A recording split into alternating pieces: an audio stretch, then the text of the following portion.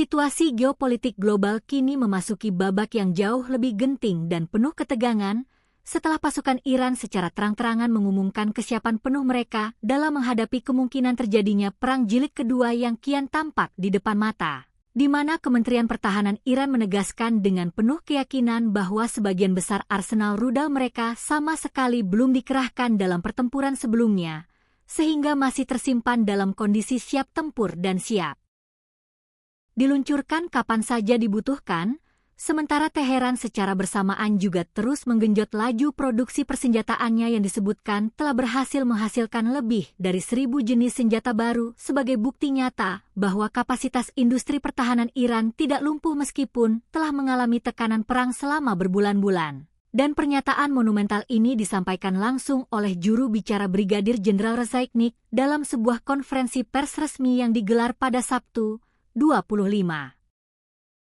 April 2026 yang sontak mengundang perhatian dunia internasional. 1. Lalu lintas pengiriman melalui Selat Hormuz, salah satu jalur pelayaran paling vital bagi perdagangan energi dunia, telah sebagian besar diblokir oleh Iran sejak 28 Februari 2026, ketika Amerika Serikat dan Israel melancarkan serangan udara terhadap Iran dan membunuh pemimpin tertingginya Ali Khamenei. Sebuah peristiwa yang menjadi titik balik dramatis dari seluruh dinamika konflik ini, di mana Iran langsung merespons agresi tersebut dengan menutup jalur pelayaran paling strategis di dunia. Sebagai senjata asimetris yang terbukti mampu mengguncang perekonomian global secara masif, dalam proses mobilisasi besar-besaran ini, tidak kurang dari 900 perusahaan swasta dan milik negara dikabarkan telah menandatangani perjanjian kerjasama dengan Angkatan Bersenjata dan Kementerian Pertahanan Iran, menciptakan sebuah ekosistem industri perang yang belum pernah terbentuk sebelumnya dalam sejarah Republik Islam Iran. Dan juru bicara militer tersebut sekaligus menegaskan bahwa strategi utama yang kini diterapkan Iran adalah menutup secara penuh akses Selat Hormuz sebagai respons langsung terhadap blokade yang diberlakukan Amerika Serikat di perairan sekitar jalur tersebut. 1. Setelah gagalnya pembicaraan Islamabad, Angkatan Laut A sendiri mulai memblokade pelabuhan-pelabuhan Iran sejak 13 April, sehingga situasi ini digambarkan sebagai blokade ganda, di mana Angkatan Laut AS memblokade Iran sementara Iran memblokade Teluk. Sebuah kebuntuan strategis yang menempatkan kedua negara dalam posisi saling tekan yang belum menemukan jalan keluarnya. Efek langsung dari penutupan ini pun segera terasa, di mana Iran berhasil memaksa berbagai kapal perang musuh untuk mundur dari perairan Teluk Oman, sementara 8. Sekitar 2.000 kapal tetap terjebak di Teluk, menunggu izin untuk bisa melewati selat tersebut, menjadikan kondisi ini sebagai salah satu krisis maritim terbesar yang pernah terjadi di era modern. Di sisi lain, juru bicara pasukan bersenjata Iran turut mengumumkan sebuah fakta yang mencengangkan, yakni bahwa jutaan warga negara Iran telah menyatakan kesiapannya untuk bergabung sebagai kombatan dalam menghadapi konflik yang terus berkembang ini. Dengan angka yang disebutkan mencapai 30 juta sukarelawan yang telah mendaftarkan diri dan saat ini tengah dibekali persenjataan untuk mengantisipasi segala kemungkinan pertempuran darat, sebuah mobilisasi massal yang disebut sebagai pergerakan pasukan terbesar yang belum pernah terjadi dalam sejarah peradaban manusia. Ketegangan tidak hanya terjadi antara Iran dan Amerika Serikat semata, karena secara mengejutkan dan hampir bersamaan waktunya, sebuah dokumen internal Pentagon bocor ke publik dan mengungkap rencana skenario Washington dalam menekan sekutu-sekutu NATO-nya sendiri yang dianggap tidak kooperatif dalam perang Iran. 11. Sebuah email telah beredar di dalam Departemen Pertahanan Amerika Serikat yang menguraikan langkah-langkah potensial yang dapat diambil Washington terhadap sekutu NATO yang dianggap tidak cukup mendukung perangnya melawan Iran, seperti Spanyol dan Inggris, di mana opsi-opsi tersebut mencakup kemungkinan penangguhan keanggotaan Spanyol dari NATO dan peninjauan ulang posisi Washington atas klaim Inggris atas Kepulauan Falkland yang juga dipersengketakan Argentina. Dokumen yang bersifat rahasia dan sangat sensitif ini, yang dilaporkan oleh Reuters dan kemudian dikonfirmasi oleh berbagai media internasional, 12. Disiapkan oleh Elbridge G. Colby, penasihat kebijakan utama Pentagon, sebagai respons atas keengganan atau penolakan negara-negara Eropa untuk mengizinkan pasukan AS menggunakan pangkalan mereka guna melancarkan serangan terhadap Iran. 13. Email internal tersebut menggambarkan frustrasi yang telah lama terpendam di Washington terhadap sejumlah negara NATO yang memblokir pasukan AS dari penggunaan pangkalan udara di wilayah mereka untuk mengisi bahan bakar pesawat militer, serta melarang penggunaan wilayah udara mereka dalam perjalanan menuju pemboman Iran. 13. Sumber senior NATO menyampaikan kepada Euronews bahwa nada yang diungkapkan dalam email tersebut tidak mengejutkan, mengingat ketidaksenangan Presiden Trump terhadap Eropa, khususnya Spanyol, yang sejak hari-hari pertama perang telah menolak izin bagi AS untuk menggunakan pangkalan militer yang dioperasikan bersama di wilayah Spanyol. 13. Sumber NATO itu juga menyoroti bahwa frustrasi Trump terhadap Spanyol sudah berakar jauh sejak penolakan Sanchez untuk menaikkan anggaran militer dari 2,1% PDB menjadi 5%, sesuai komitmen negara-negara NATO lainnya, yang membuat Trump menggambarkan Spanyol sebagai negara malas dan bahkan mengatakan, mungkin kita harus mengeluarkan mereka dari NATO, jujur saja. Sementara itu, ketegangan dengan Inggris tidak kalah serius, di mana 14. Trump secara berulang kali menghina Perdana Menteri Inggris Keir Starmer dengan menyebutnya pengecut karena ketidakmauan bergabung dalam perang AS melawan Iran, dan meskipun Inggris awalnya menolak permintaan AS untuk mengizinkan pesawatnya menyerang Iran dari 2 pangkalan Inggris, mereka kemudian setuju untuk mengizinkan misi defensif yang bertujuan melindungi warga sipil di kawasan tersebut. Pentagon juga mempertimbangkan untuk meninjau ulang dukungan Amerika Serikat terhadap klaim kedaulatan Inggris atas Kepulauan Falkland, sebuah ancaman yang dinilai strategis mengingat kedekatan Presiden Argentina dengan Donald Trump, sehingga sinyal ini dapat menjadi kartu tekanan yang sangat kuat terhadap pemerintah London. 20. NATO sendiri telah menegaskan bahwa piagam pendirinya tidak menyediakan mekanisme apapun untuk menangguhkan keanggotaan, sehingga secara hukum tidak memungkinkan untuk menghukum Spanyol atas penolakannya berpartisipasi dalam perang Iran, dan perjanjian pendiri NATO tidak mengandung ketentuan apapun tentang penangguhan keanggotaan, pengusiran, atau pembatasan partisipasi. 17.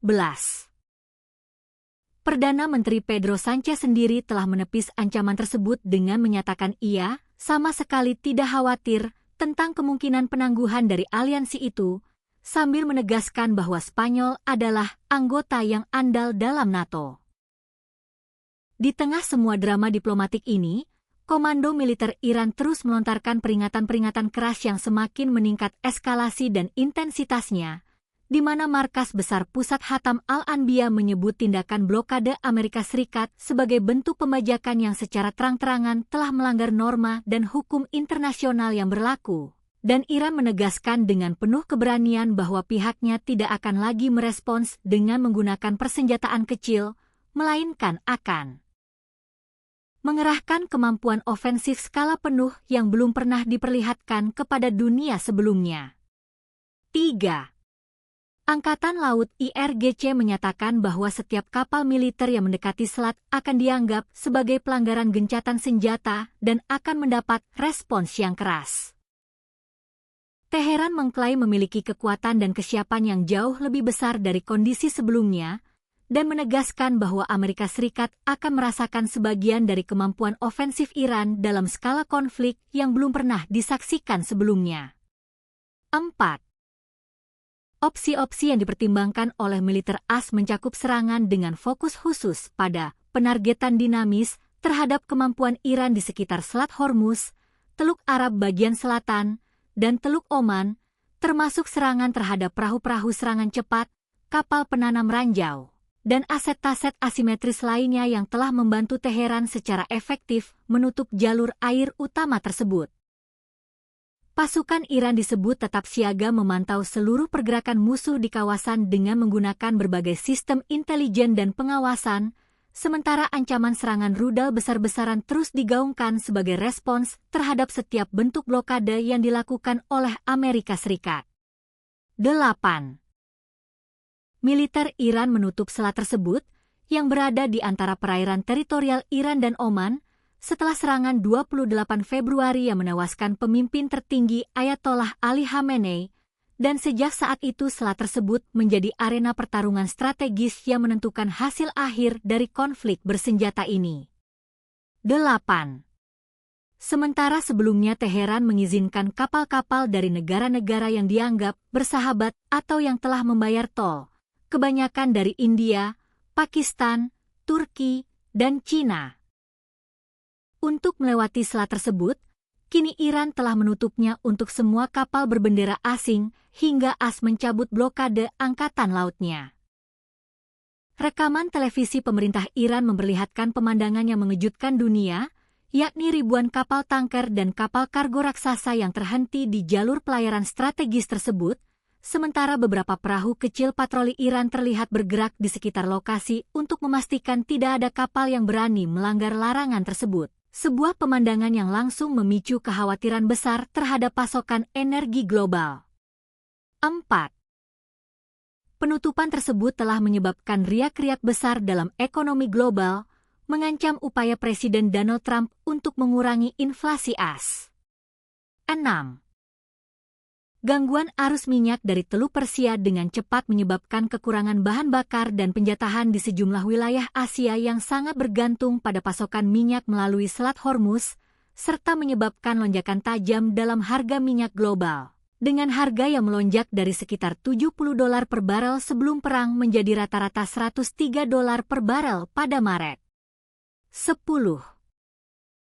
Pada hari Senin terakhir, harga spot minyak mentah Brent standar internasional diperdagangkan di sekitar $108 per barel, hampir 50% lebih tinggi dibandingkan saat perang dimulai, sebuah angka yang mencerminkan betapa dalam dampak konflik ini terhadap ketahanan energi dan ekonomi global.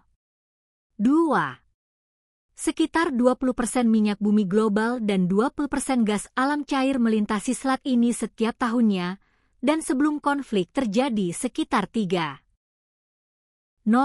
kapal menggunakan selat tersebut setiap bulannya, namun jumlah tersebut kini turun menjadi sekitar 5% dari level normal tersebut, sebuah penurunan dramatis yang mencerminkan betapa efektifnya strategi penutupan Selat Hormuz yang diterapkan Iran. 8. Pada 21 April, pejabat Pentagon menginformasikan kepada Komite Angkatan Bersenjata DPR AS bahwa pembersihan Selat Hormuz dari ranjau yang dipasang militer Iran dapat membutuhkan waktu hingga 6 bulan. 8. Para analis memperingatkan bahwa membersihkan Selat Hormuz dari ranjau dengan kepastian penuh bisa menjadi tugas yang hampir mustahil, dan jika masih ada risiko ranjau yang tersisa, hal ini akan menghalangi perusahaan asuransi dan menghentikan lalu lintas pelayaran di tengah kebuntuan yang semakin mengakar ini. 10. Iran menawarkan untuk mengakhiri cengkeramannya atas Selat Hormuz jika AS mencabut blokadenya terhadap negara tersebut dan mengakhiri perang, dalam sebuah proposal yang akan menunda diskusi tentang program nuklir Republik Islam. Namun demikian. 10. Presiden Trump tampak tidak mungkin menerima tawaran tersebut yang disampaikan kepada Amerika melalui Pakistan dan akan membiarkan perselisihan yang mendorong AS dan Israel untuk pergi ke perang pada 28 Februari tetap tidak terselesaikan. 9. Administrasi Trump memberikan sinyal penolakan terhadap tawaran Iran yang mencakup pembukaan Selat Hormuz namun menunda pembahasan seputar program nuklir Teheran. 10. Kanselir Jerman Friedrich Merz pada hari Senin mengkritik AS karena menurutnya terjun ke dalam perang tanpa strategi yang jelas, dengan menyatakan masalah dengan konflik seperti ini selalu sama.